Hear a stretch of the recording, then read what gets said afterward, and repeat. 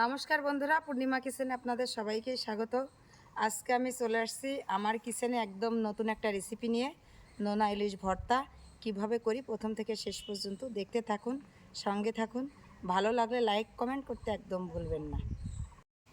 এ দেখুন নোনা ইলিশের ভর্তা, একদম আস্তে আস্তে 3টে নোনা ইলিশ নিয়েছি। দেখুন হাত দিয়ে একটু ধরে দেখাচ্ছি। এই দেখুন, এই মাছটা কিন্তু কাঁচায় রাখতে হয় লবণ দিয়ে, না হলে কিন্তু ভালো থাকে না। মাছটা ছোট ছোট দেখেই কিন্তু 3টে নোনা ইলিশ নিয়েছি। এই মাছটা আমি এবার লবণ দিয়ে রাখা তো একটু সিদ্ধ করে নেব, লবণটা চলে যাওয়ার জন্য। মাছ সিদ্ধ করার জন্য কড়াইতে দিয়ে দিচ্ছি আমি জলটা কিন্তু একটু বেশি করেই দেব। আর এই জলটা আবার ভালো করে ফুটতে ফুটতে আমি মাছটা একটু লেবুর রস দিয়ে ভিজিয়ে রাখবো। গামলাতে দিয়ে দিচ্ছি জল। এই জলের ভিতরেই কিন্তু আমি এই নোনা ইলিশটা ভিজাবো। মাছটা জলের মধ্যে দিয়ে দিলাম, দিয়ে একটু ভালো করে ধুয়ে নেব। কিন্তু বারবার এই মাছে কিন্তু আঁশ ছাড়ানো না, আঁশটা এই মাছের মধ্যে দিয়েই ভালো করে ধুতে ধুতে ছড়িয়ে যাবে। যেহেতু নোনা ইলিশ মানে অনেক লবণ দেওয়ার জন্য কিন্তু স্বাদটা অনেকটাই খারাপ হয়ে যায়। যার কারণে ভালো করে ধুয়ে নিলে আবার পুনরায় স্বাদটা ফিরে পাবো। এই ধোয়ার মধ্যে দিয়ে দিচ্ছি লেবুর রস দিয়ে ভালো করে ধুয়ে নিলে, এই নোনা ইলিশে কিন্তু অনেক একটা গন্ধ আছে। আসলে রান্না করার সময় এই মাছটা যারা খায়নি তখন তাদের কাছে কিন্তু অনেক খারাপ লাগে। যার জন্য আমি লেবুর রস দিয়ে ভালো করে মাছটা ধুয়ে নিচ্ছি। এখন মাছটা এতটাই লবণ দিয়ে এতদিন ধরে আছে, এই জন্য জলের কালারই দেখুন চেঞ্জ হয়ে যাচ্ছে। আমি বারবার কিন্তু এই জলটা পাল্টে ধুয়ে নিচ্ছি। আর একবার ধুয়ে নেব, তার জন্য দিয়ে দিচ্ছি জল। লেবুর রসটা দিয়ে ধুয়ে নেওয়াতে কিন্তু একদম সেই গন্ধটা নেই।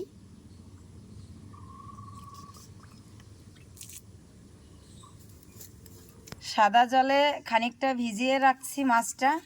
এদিকে আমি এই জলটা ভালো করে ফুটবে, তারপরে কিন্তু মাছটা জলের মধ্যে দেব।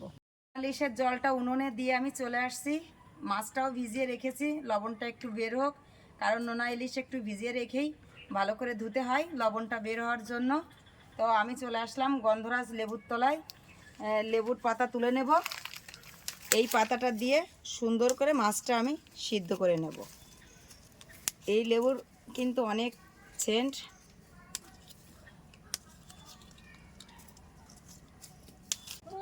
এই লেবুর পাতায় কিন্তু অনেক সেন্ট, তো বেশি পাতা লাগবে না।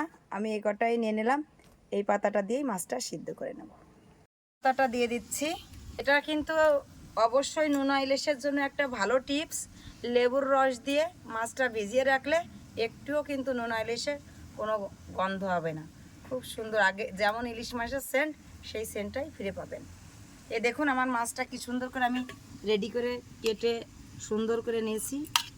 ভালো করে এই মাছটা এই ফুটন্ত জলের মধ্যে দিয়ে দেব।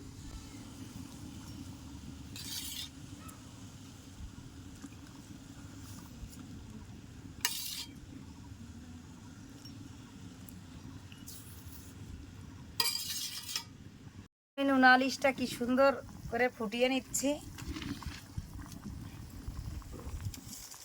যেহেতু নোনা ইলিশের ভর্তা হবে, সেজন্য কিন্তু গরম জল দিয়ে ভালো করে সিদ্ধ করে নিচ্ছি, একদম টক বগিয়ে লেবুর পাতা দিয়ে ফুটিয়ে নিচ্ছি।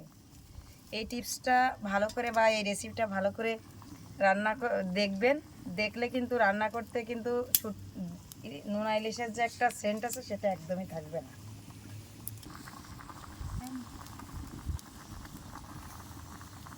একদম অরিজিনাল ইলিশ মাছের সেন্ট বেরিয়ে গেছে।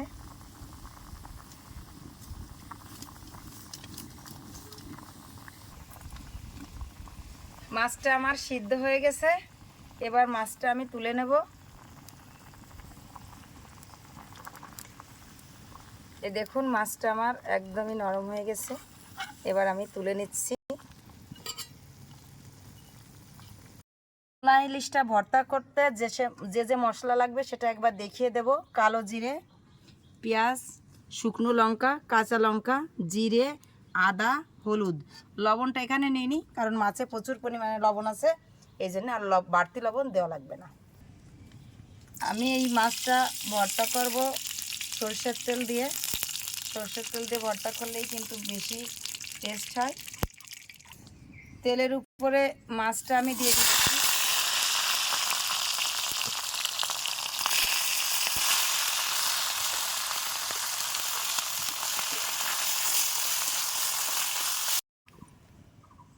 এই দেখুন, আমি এই মাছটা লাল লাল করে ভেজে নিয়েছি। এবার ভাজা হয়ে গেছে, এবার তুলে নেব। তুলে নিয়ে মশলাটা ভেজে নেব।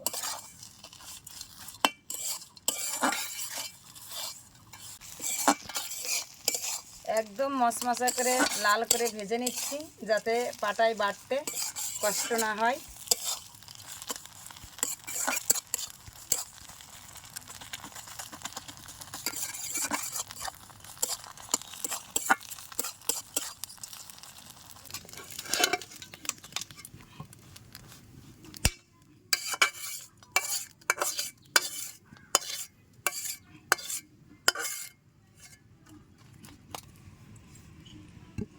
কড়াইতে দিয়ে দিচ্ছি সরিষার তেল মশলাগুলো ভাজার জন্য।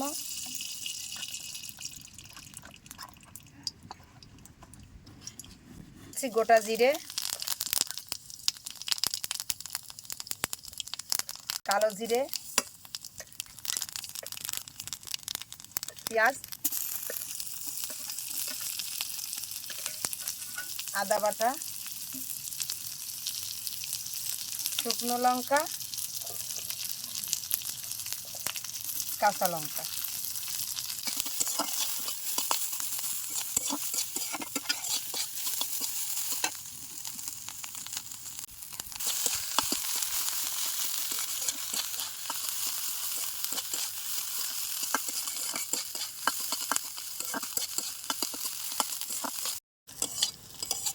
মাছটা আমার ভাজা হয়ে গেছে, তো তুলে নিয়েছি। মাছের মশলাটাও হয়ে গেছে, এবার একসঙ্গে আমি ভালো করে বেটে নেব। ভর্তা করতে যেটা করা লাগবে সেটাই করে নেব।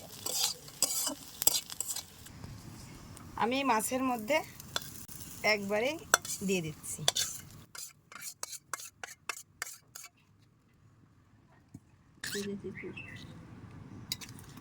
কাটার পরে তুলে নিচ্ছি।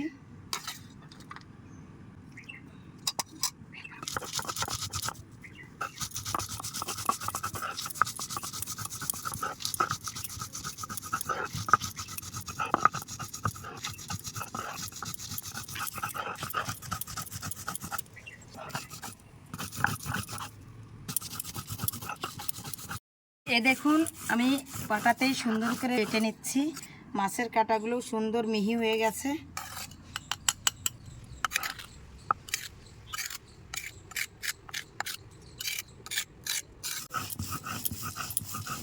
আর এই বাটাটা দিলেই আমার কিন্তু হয়ে যাবে।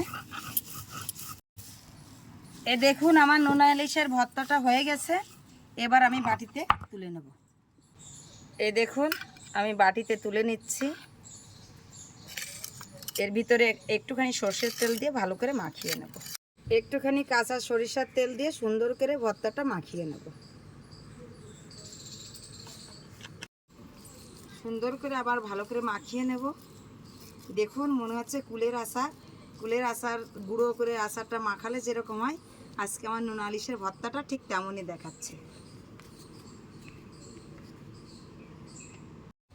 ভর্তাটা আমার রেডি হয়ে গেছে।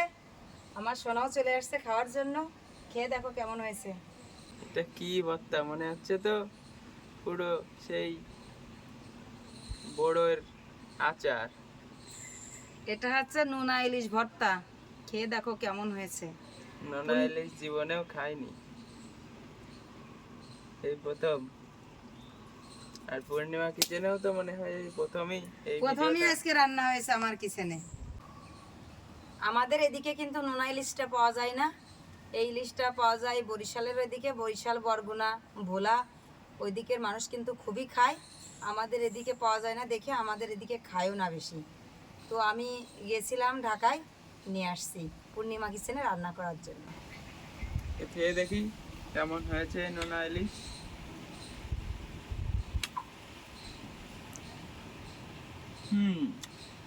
আসলে অনেক সুস্বাদু হয়েছে। নোনা ইলিশের সেই সেন্টটা নেই, যেই পচা বা গন্ধটা থাকে, যার জন্য নোনা ইলিশটা অনেকে খেতে চায় না, কিন্তু সেই সেন্টটাই নেই। আপনারা এইভাবে ভিডিওটা দেখে করে খেয়ে দেখবেন, সুস্বাদু করে খেতে পারবেন, ওই রকম গন্ধটা থাকবে না।